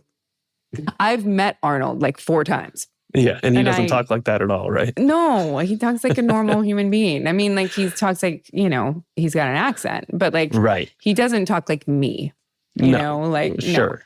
Yeah, he has a distinct accent, but I think that people that do the impression tend to exaggerate it, as all impressions would be. But that's what you're supposed to do when you do an accent. Yeah. Like if I was going to do like a convincing Austrian accent, I would probably hire a dialect coach. I would 100% hire a dialect coach. Like I'm like, let's no offense, but I would hope so. Oh my God, I would. I did some episodes of The Flash, and I loved doing The Flash. My accent was horrific, but it was supposed to be horrific. I wanted to make her like a girl from Clearwater, Florida, that was pretending to be like, she got these superpowers later in her life and she wanted to take it out on all the people that had ever like effed her over. And like, if you got superpowers, if you woke up in the middle of the night and you'd been like fucked over by a million people, and you woke up in the middle of the night and some like explosion near a nuclear power plant gave you superpowers, wouldn't you kind of be a villain? And if you were a villain, wouldn't you be British? Yeah, because nobody's gonna challenge you. No, you would be British. You'd be like, because why not? I don't want to do my Clearwater, Florida accent. People will be like, well, she's not scary. Well, I think you tried on your British accent again in this episode. I was trying to remember if you did, but because I know you did a Southern accent at one point when you were talking about the part where Simon talks about how when he was living in London, he was just getting like terrorist and gang member roles. And then he moves to America and immediately is a British prince. And immediately he's in a Hallmark movie as like a British prince. It's the funniest thing, but it's the truth. Yeah. And his parents look nothing like him. They're just like, you sound posh. It's fine. You sound posh. I do love that. I do love the fact that it is one of those really weird things in our industry that every single British person is just like, in our minds, highly educated and like royalty, which is not the case. Well, I think it's also like in America, and I think the reason why you were doing a Southern accent is it is accent dependent, because there are British accents that we do associate with the less educated, I would think, Yeah, it's true. It's sort of like, and I truly believe this. It is like when you have people doing American accents that are not from America, they do the most generic accent possible. Like, because it's not like you've got like an Australian who's like, sure, I'll do an American accent. And they choose like Long Island. You know what I mean? Yeah, like the Atlantic, what do they call that? The Mid-Atlantic accent? Because it's like, that's like super specific. Yeah. Yes. So what is give me your Flash British accent versus a real British accent. Can you distinguish between the two? God, no. At this point, I mean, yes. Like I could, if I wanted to do a British accent, like for real, I would tone it down a lot and actually try to like, I would just tone it the fuck down and hire a dialect coach. Like I've never had to do a British accent before. Like, but because my Flash accent is like, oh no, you don't want to do that. You want to, you don't want to listen to me do this accent all day because, my dear, we could have been gods. Like it's not good, but it's also not. It's fun to listen to if you're American. If you're British or British. But it's like, what I mean? It's like I wanted to be like Mary Poppins on crack. I have to commend you, though, for your choice as an actor to have a character trait that doesn't require you to hire a dialect coach. Thank you. Thank you so much. I appreciate it. Smart choice. Thank you. I would love at some point in my life for them to be like, Katee, we really need you to do something. We need you to do something with that voice. And we would love for you to come on down and like actually like use it. We would love it. We would love for you to be like in backwater. Yes. Because I feel like the Pacific Northwest is maybe the one part of the country that doesn't really have much of an accent. It's nothing. It's nothing. I mean, maybe it's a little slow.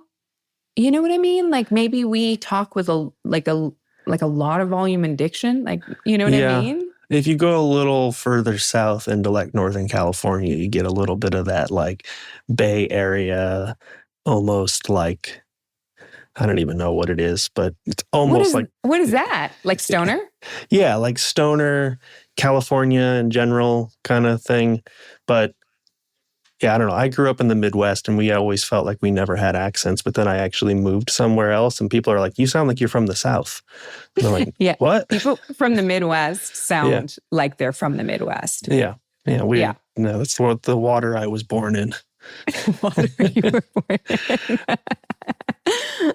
I was surprised with Simon how hard of a life he lived. Hard and crazy. He's like a badass. Yeah. You know what I mean? Well, he was an international DJ.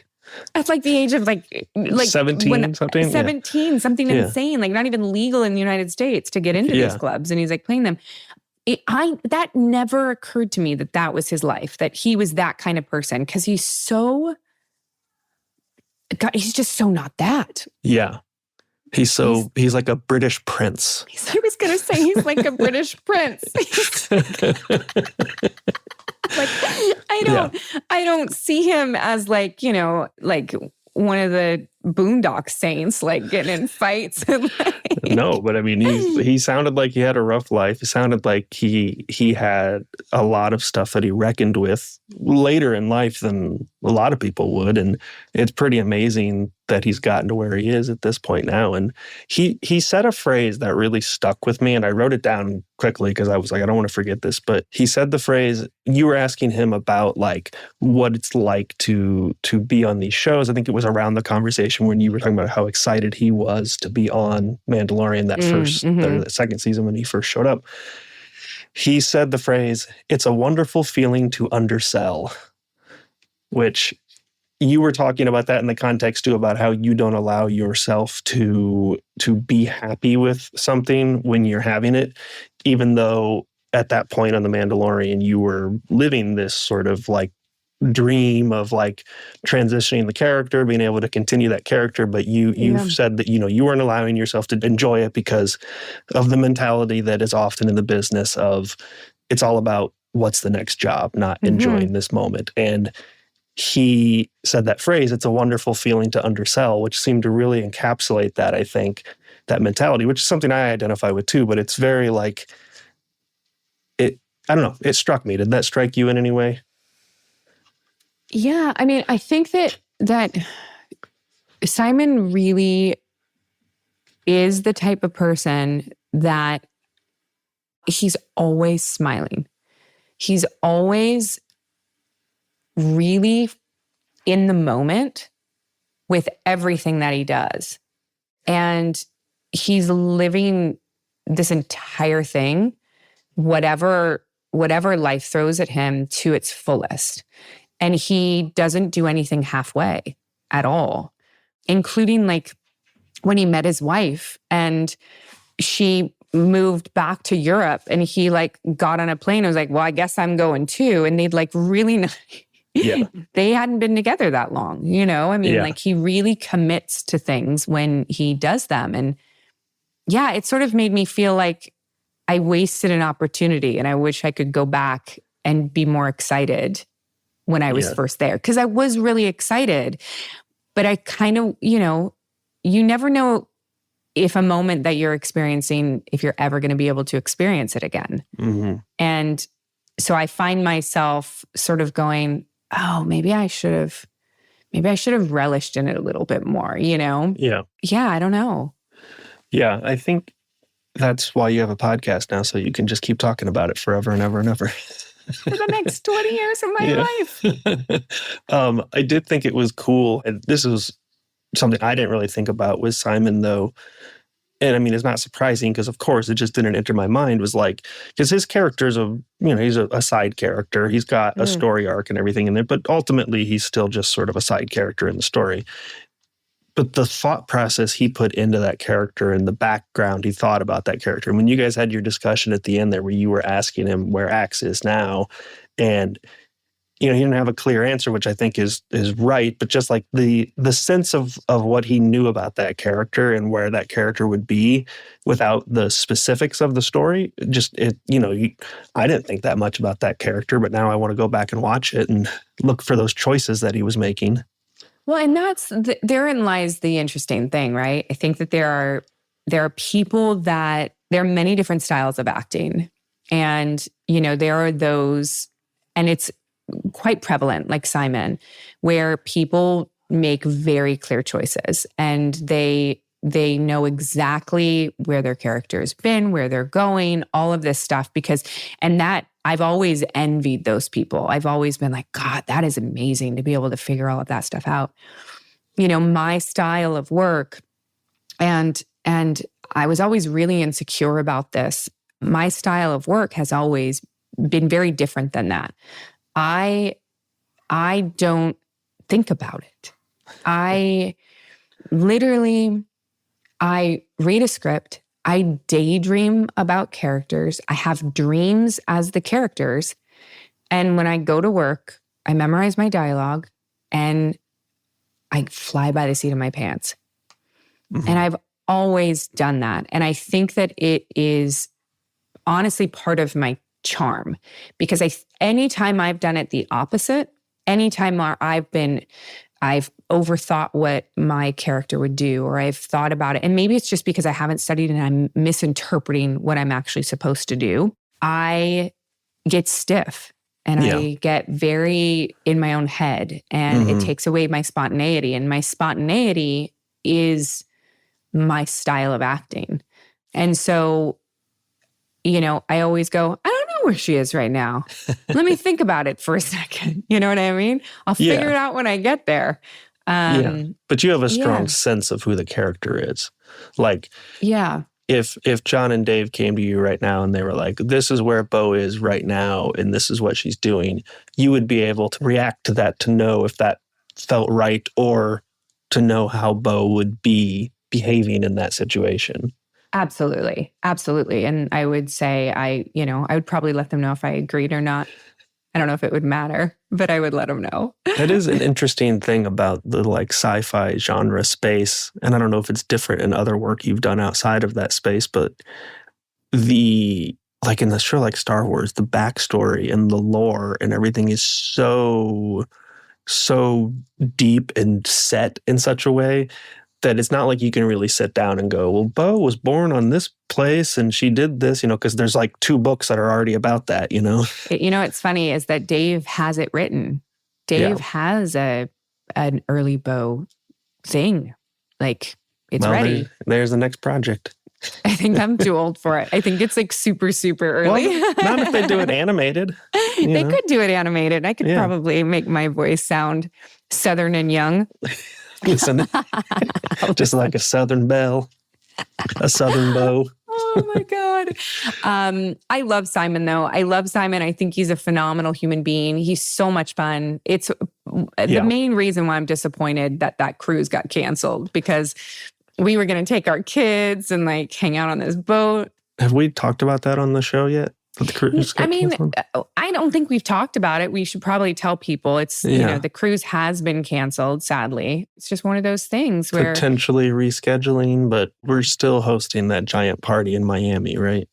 Could you imagine? Yeah. Yes. Me and J-Lo. Yeah, you and J-Lo and your 2 children and J-Lo's kids. Yeah. That would actually be really fun. Yeah. The last thing I want to say about Simon before we move on is I just want to remind you that Simon knew it was Luke. It will never live this down. Because it really, you know what it does? It shows how trusting I am of people that I trust and that I love. Living in the moment.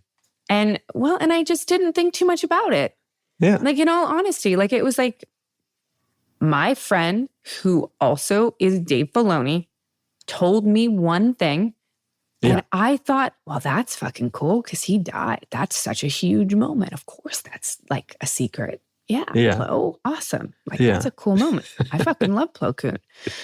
So for me, it didn't I never really thought about it that much. And I was like, and they're like, well, it was the cloak. I was like, do you realize how many Jedi wear cloak? You're right. Exactly. It was the cloak. I'm so sorry. And the gloves. Yeah. Not just Jedi, but Star Wars characters in general. You want to know who else wears gloves? Yeah. Ming-Na's character. Yeah. My character.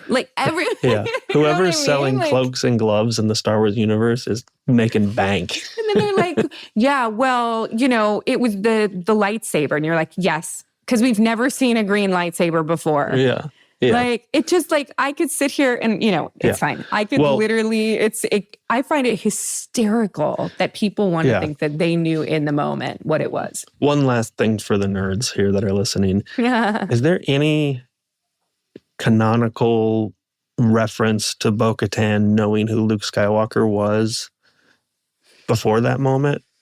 Do we know what bo-katan was doing during the original movies yet? Has that been talked about? It has not been talked about. I know. Oh, you know. So you do know stuff. You told me earlier you didn't know anything that you couldn't say, but you do know stuff. I know a lot of stuff that I can't say. I know a lot of stuff that's like Katee and Dave having conversations that we can't talk about. All right. Well, I'll slowly find a way to get it out of you. Shall we move on? Oh my gosh. Yeah, let's do the comments. Arthur Wigglesby 8590 says, another notable Disney princess via corporate merger is the queen from Aliens. I don't know that they'll be putting her on any lunchboxes, unfortunately. You mean like the actual queen of the aliens? That's from the 20th Century Fox merger that happened recently. So from the movie Alien, the original alien is the queen alien, I believe. Because she talks about killing the queen, right? Yeah, I believe so. I may be wrong. I'm not a deep alien lore person, but I believe in the original Alien, that is the queen alien. Yes. I mean, it makes sense. I feel like she should have been on lunchboxes, and I would have had her on a lunchbox. I feel like she probably was on lunchboxes, just not under Disney's She probably was. Foray. Like right next to the creepy dark crystal. I love the dark crystal. It's so creepy. Of course you do. It's so creepy. It's so creepy. It's so creepy. At Star Wars Santa says, so cool to listen to the convention discussion. I portray Santa Claus during the holidays and have the exact same attitude. For those kids and for that family, this is a major moment for them, a life event. It's important that I treat each and every one of them as if they were the only person I was meeting that day. In many cases, this will maybe be the one and only time a child feels like they're truly being heard. Awesome discussion. It's true. I love that. Yeah. I think this was in reference to you and Ashley's discussion about the fans at conventions. Yeah. Could you imagine if this Star Wars Santa felt the opposite and like he was like a mall Santa and his goal in life was to like destroy children and their dreams? Like, just like, you know what I mean? Like, not inappropriate. I feel like you wouldn't get invited back to many of them. But you know what I mean? Like, if he just like scratched his beard and made sure it moved and stuff. Like, I'm sure there's that guy. You know what I mean? There's that guy that like makes sure like his stuffing is like not on straight or something like that. And like just like, you know, just like ruining the thing for children. I'm curious to know if Star Wars Santa, if that's just his name or if he incorporates Star Wars into the Santa thing, or is there some world here where Santa Claus exists in the Star Wars universe? I don't know. I bet he wears gloves. I mean, he does wear probably gloves. Has a cape. He does have a cape in some iterations. He has a flying ship, so... Must be Luke. It must be Luke. You're not taking any chances anymore. Oh my God. Oh my God. All right, you guys, those are your comments. Again, there's so many of them. We love them all. We can't get to all of them. We're going to get into the mail sack though. Mailsack. We're going to the mailsack. Mailsack. Why are we calling it mailsack? I still love your commitment to dancing, even though we're not on video. It's true. My daughter literally saw me dancing through the thing and came to check it out to make sure I wasn't having a dance party without her. Oh, yeah. No, that's not a party. This is just a small breakout of dancing. She literally every night after dinner let's have a dance party. Oh. And she goes and she turns on her vinyl music and we listen to Disney on, God, I'm such a good Disney mom. We listen to Disney songs and she's got her vinyl collection and we do interpretive dancing. I need to start incorporating that into my life. I think every night it would be great. Move for 10 minutes, whether it's just a walk or something. You could also be dancing to Aladdin. It could be. I'm an adult. I can do whatever I want. You can do whatever you want. You can dance around to Pocahontas. You can do what you want, Jeff. I'll report back after. There you go. Week. You let me know. Aaron, you're in the Mailsack. As a very infrequent Comic-Con convention attendee, infrequent, I want to make sure, okay? I think a lot of us tend to get into our heads when we're in the line waiting to meet any of the celebrities. I know I suffer from a little foot and mouth disease because I've had a conversation in my head. And when you're rushed through, all right, wait for it. You don't always have time to fully explain what you're trying to say. What is your recommendation for the other side of the table on how you would like these interactions to go? Hope to see you at a Comic-Con soon. Aaron, I completely understand how this feels. It is really daunting, I mean, when you have one opportunity to say like everything in your mind that you want to get out and like you want to make the most of this moment. And you know that the person across from you, for the most part at a convention, is there for you. That's the whole point, right? And so I sympathize. And the only thing that I can say is that I would, in all honesty, write it down. Write it down. Because worst case scenario, if you can't speak or if you forget or if you get tongue-tied, you just have your question there and just like slide it across the table. And I promise you, 9 times out of 10, 9.999 times out of 10, whoever's on the other side of that table will read that question and they will start the conversation with you and get you out of your shell. Because it is, I have to say, most of the people, if not all of the people I have met at a convention, that is what we are good at. As actors, we are very good at, we're very good in a room, if that makes sense to you. You know what I mean? We're very good at talking. And you have lots of practice when you're talking to people over and over and over again. Yeah. Yeah. So that's what I would do. I would write it down so you don't forget. And this is your question. And because I bet it turns into more questions. And then you remember other things you want to say. Great. Well, There you have it. You want to tell them where to send us emails? Yes, absolutely. You guys, send your emails to thesackhoffshow@gmail.com. We read them all. I know we can't get to them all. We're working on a way to sort of figure that out for you guys. But we love all the comments and we love the questions. And hopefully we'll find a way to get to more of them at some point.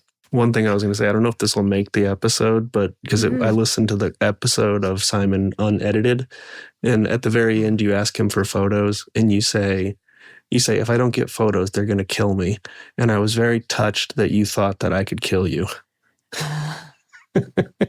When we all know that you would clearly just break my neck and throw me away.